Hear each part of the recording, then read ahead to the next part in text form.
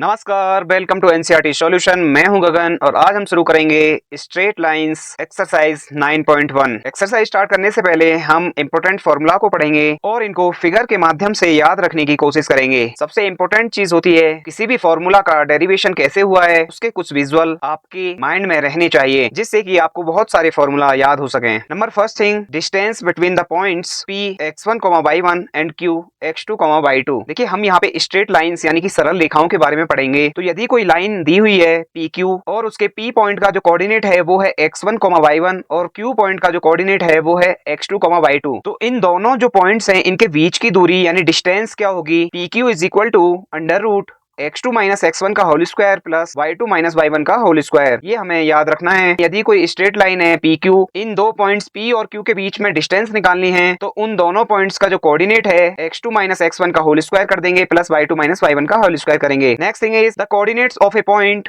dividing the line segment joining the points x1, y1 and x2, y2 internally in the ratio m ratio n r। तो एक line है जिसके की coordinates हैं x1, y1 और x2, y2। यदि कोई पॉइंट x, y, p उसको m रेशो n में डिवाइड करता है तो उस पॉइंट्स के जो कोऑर्डिनेट होंगे वो होंगे mx2 plus nx1 upon m plus n, my2 plus ny1 upon m plus n। आप फिगर में देख सकते हैं एक लाइन दी हुई है AB और उसके कोऑर्डिनेट्स हैं x1, y1, x2, y2 और बीच में एक ब्लू कलर में P पॉइंट दिया है जिसके कोऑर्डिनेट x, y हैं। तो इन कोऑर्डिनेट्स को निकालने के लिए यदि ये पॉइंट इस लाइन को m रेशो n में डिवाइड करता है तो हमारे जो कोऑर्डिनेट्स हैं वो इस फॉर्मूला की हेल्प से आ जाएंगे। Next formula, if m is equal to n the coordinate of the mid point of the line segment joining the points x1, y1 and x2, y2 are. पिछला फॉर्मूले में यदि वो जो P पॉइंट है यदि वो मिड में है यानी लाइन को 1:1 में डिवाइड करता है यानी m is equal to n है तो m is equal to n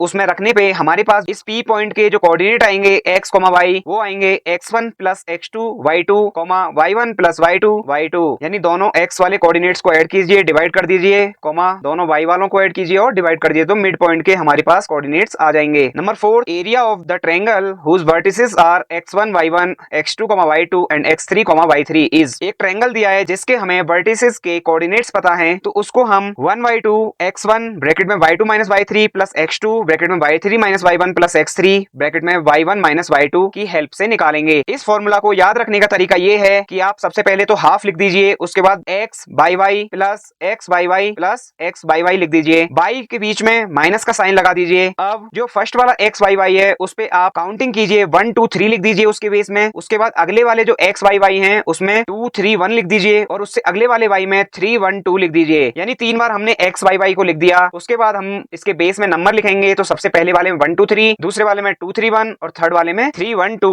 और y के बीच में जो साइन रहेगा वो माइनस का रहेगा और जो x के आगे साइन रहेगा वो प्लस का रहेगा। तो इस तरीके से आप इस फॉर्मूला को लिख सकते हैं। Next very important topic is slope of a line. तो स्लोप हम कैसे निकालते हैं? If theta is the inclination of a line L then tan theta is called the slope और gradient of the line L। देखिए figure में आप ध्यान दीजिए कि एक लाइन L दी हुई है जो कि x एक्सिस के साथ में थीटा एंगल बनाती है तो हम इसको इंक्लिनेशन ऑफ ए लाइन बोलते हैं जो कि होता है थीटा। यदि इस थीटा के आगे हम tan लगा दें यानी tan थीटा कर दें तो इससे हमारा इस लाइन का स्लोप और ग्रेडियंट निकल जाएगा। Next important point, the slope of a line whose inclination is 90 degree is not defined. If theta is equal to 90 degree तो tan 90 हमको पता है इनफाइनाइट होता है और इनफाइनाइट इज नॉट डिफाइंड। तो इसलिए ये लिखा हुआ है कि अगर ये 90 डिग्री हो जाएगा थीटा तो जो इसका स्लोप है वो नॉट डिफाइंड हो जाएगा। Next, the slope of a line is denoted by m। जो स्लोप होती है लाइन की उसको हम m के द्वारा डिनोट करते हैं। Next point, thus m is equal to tan theta and theta is not equal to 90 degree. It may be observed that the slope of x-axis is 0 and slope of y-axis is not defined. It means कि slope of x-axis क्या होगा? मतलब theta is equal to 0 होगा तो tan 0 is equal to 0 हो जाएगा। तो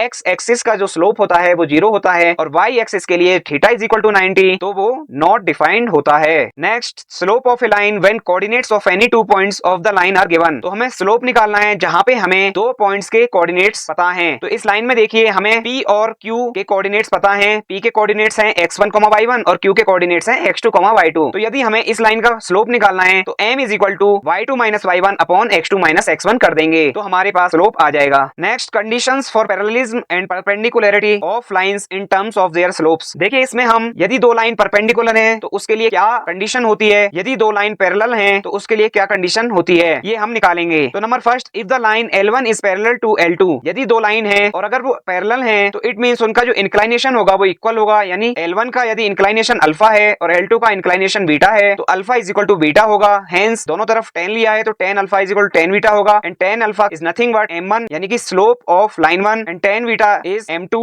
और m2 क्या है, स्लोप ऑफ लाइन 2। हम इसको उल्टा भी बोल सकते हैं कि यदि दो लाइंस की स्लोप अगर इक्वल हैं तो वो पैरेलल में होंगी। Hence two non vertical lines L1 and L2 are parallel if and only if their slopes are equal. पिछली स्लाइड में हमने पढ़ा था कि दो लाइंस पैरेलल होती हैं यदि उनके स्लोप्स इक्वल हो तो। Next is if the lines L1 and L2 are perpendicular, तो उन दोनों स्लोप्स का जो मल्टीप्लाई है वो -1 आता है, यानी कि दो लाइन L1 और L2 हैं जिनकी स्लोप m1 और m2 हैं तो m1 cross m2 is equal to यदि -1 आता है तो वो दोनों लाइंस परपेंडिकुलर होती हैं। Next thing is angle between two lines. यदि दो लाइन L1 और L2 हैं और इनके बीच में यदि एंगल थीटा निकालना है तो इसका फॉर्मूला है tan theta is equal to इन दोनों लाइंस का जो स्लोप है वो पता होना चाहिए और mode of m2 minus m1 upon 1 plus m1 into m2, ये हमारा फॉर्मूला आ गया यदि हमें दो लाइंस के बीच में एंगल को निकालना है तो। चलिए एक्सरसाइज स्टार्ट करते हैं। First question is draw a quadrilateral in the Cartesian plane whose vertices are -4, 5, 0, 7, 5, -5 and -4, -2। Also find its area. सबसे पहले हमें क्वाड्रिलेटरल को ड्रॉ करना है और उसके बाद इसका एरिया फाइंड करना है। तो सबसे पहले हम x एक्सिस और y एक्सिस को ड्रॉ कर लेंगे, उस पे नंबरिंग कर लेंगे। हमें 7 तक नंबरिंग चाहिए तो 1 to 7 तक नंबरिंग कर लेंगे। उसके बाद हम इन पॉइंट्स को प्लॉट करेंगे। सबसे पहला वाला पॉइंट है -4, 5, तो यह सेकंड क्वाड्रेंट में जाएगा क्योंकि यहाँ पे x माइनस का है और y प्लस का है। सेकंड कोऑर्डिनेट इज 0,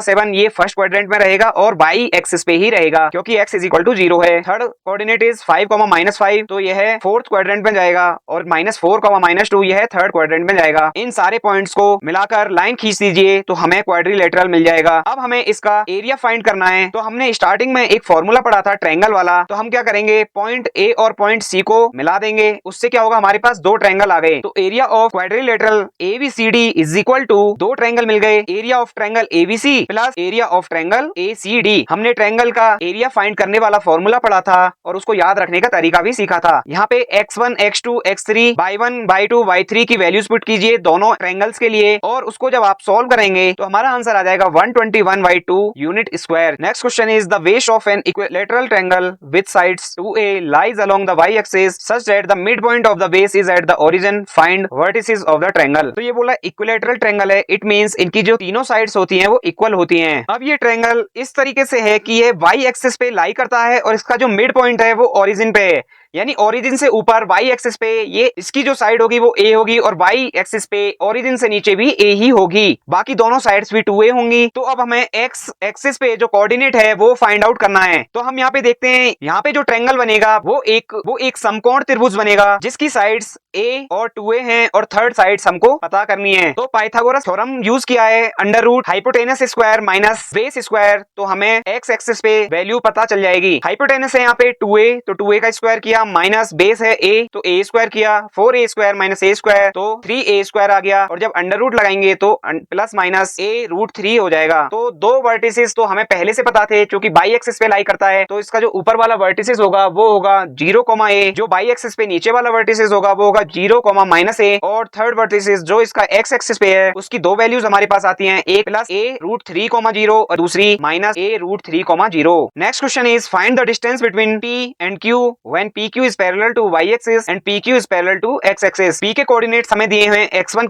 y1 और Q के कोऑर्डिनेट्स हमें दिए हैं x2, y2। तो देखिए जब PQ is parallel to y axis होगा तो इट मींस कि x2 is equal to x1 होगा, यानी इस लाइन पे x की वैल्यू कांस्टेंट रहेगी। तो हम डिस्टेंस वाला फॉर्मूला पढ़ा था, PQ is equal to under root x2 minus x1 का whole square plus y2 minus y1 का होल स्क्वायर। चूंकि यहाँ पे x2 माइनस x1 रहेगा तो ये वाला टर्म 0 हो जाएगा और PQ की वैल्यू जो आएगी वो आएगी mode y2 minus y1। Number second, when PQ is parallel to x axis, it means जब x एक्सिस के पैरेलल कोई लाइन होती है तो वहां y की वैल्यू कांस्टेंट होती है, it means y2 is equal to y1, तो सेकंड वाला टर्म 0 हो जाएगा और pq की वैल्यू आ जाएगी mode of x2 minus x1। Next question is find A point on the x axis which is equidistant from the points 7, 6 and 3, 4। Question में पूछा है कि उस पॉइंट्स के जो कोऑर्डिनेट्स हैं वो ज्ञात कीजिए जो कि एक्स एक्सिस पे है और इन दोनों पॉइंट से बराबर डिस्टेंस पे है। तो चूंकि जो पॉइंट है वो एक्स एक्सिस पे है तो इसका मतलब ये है कि y इज इक्वल टू वहां पे 0 होगा। तो हमने कोऑर्डिनेट्स को मान लिया कि जो पॉइंट है उसके कोऑर्डिनेट्स हैं x, 0। क्योंकि यह पॉइंट इन दोनों पॉइंट 7, 6 और 3, 4 से इक्विडिस्टेंट है, इसका मतलब जो इसमें डिस्टेंस वाला फॉर्मूला लगेगा वो इक्वल होगा, यानी d1 is equal to d2 होगा और अंडर रूट 7 माइनस एक्स का होल स्क्वायर प्लस 6 माइनस 0 का whole square is equal to 3 minus x का स्क्वायर प्लस 4 माइनस 0 का होल स्क्वायर इक्वल होगा। स्क्वायरिंग बोथ साइड तो अंडर रूट हट जाएगा, होल स्क्वायर को ओपन कीजिए दोनों साइड में तो आ गया 8x इज इक्वल टू 60 और x is equal to 60/8 is equal to 4 से काट दीजिए तो 15/2। तो जो पॉइंट है वो आ गया 15/2,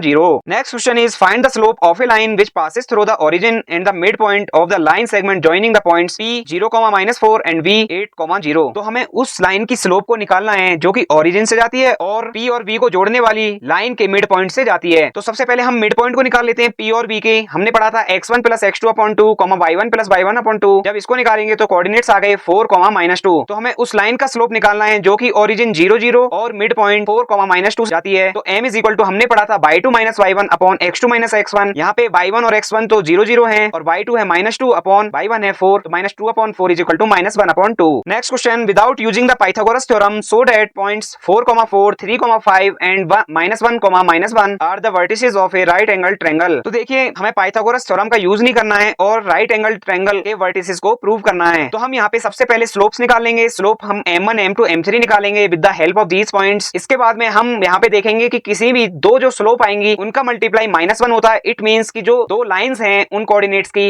वो परपेंडिकुलर होती हैं। तो slope of a line passing through पहले वाले दोनों कोऑर्डिनेट्स ले लिए 4, 4 और 3, 5। m1 निकाल दिया y2 - y1 x2 - x1 वाला फॉर्मूला यूज करके, तो m1 निकल गया -1। इसी तरीके से 3, 5 और -1, -1 को लिया है तो स्लोप निकाला तो आया 3/2। लाइकवाइज 4, 4 और -1, -1 को लिया और स्लोप m3 निकाला तो आया 1। अब हम यहाँ पे ऑब्जर्व करते हैं कि m1 की वैल्यू -1 है और m3 की वैल्यू +1 है। जब इन दोनों की मल्टीप्लाई करेंगे तो आंसर आएगा -1 और हमने पढ़ा था कि दो लाइंस परपेंडिकुलर होती हैं यदि उन दोनों का जो स्लोप है वो -1 आता है। तो since m1 * m3 is equal to -1, hence जो दोनों साइड्स हैं वो परपेंडिकुलर हैं और जो ये जो ट्रायंगल बनेगा ये राइट एंगल ट्रायंगल होगा। Number 7 question is find the slope of the line which makes an angle of 30 degree with the positive direction of y axis measured anti-clockwise। तो जो इंक्लाइनेशन वाला एंगल होता है वो हम पॉजिटिव x एक्सिस से लेते हैं, लेकिन यहाँ पे जो 30 डिग्री दिया है वो positive direction of y axis से दिया है। तो टोटल जो x एक्सिस से एंगल होगा इस लाइन का वो होगा 90 + 30 is equal to 120। Slope m is equal to tan theta होता है, थीटा इज इक्वल टू 120, तो tan 120 हो गया। 120 को निकालने के लिए tan 180 - 60 कर दिया। हमने त्रिगोनोमेट्री में पढ़ा था कि ये जो tan 180 - 60 है ये सेकंड क्वाड्रेंट में है और यहाँ पे tan माइनस का होता है और 180 माइनस थीटा में जो फंक्शन होता है वो चेंज नहीं होता है। तो -tan 60 आ गया, tan 60 की वैल्यू √3 तो -√3 आ गया। Next question is find the angle between the x axis and the line joining the points 3, -1 and 4,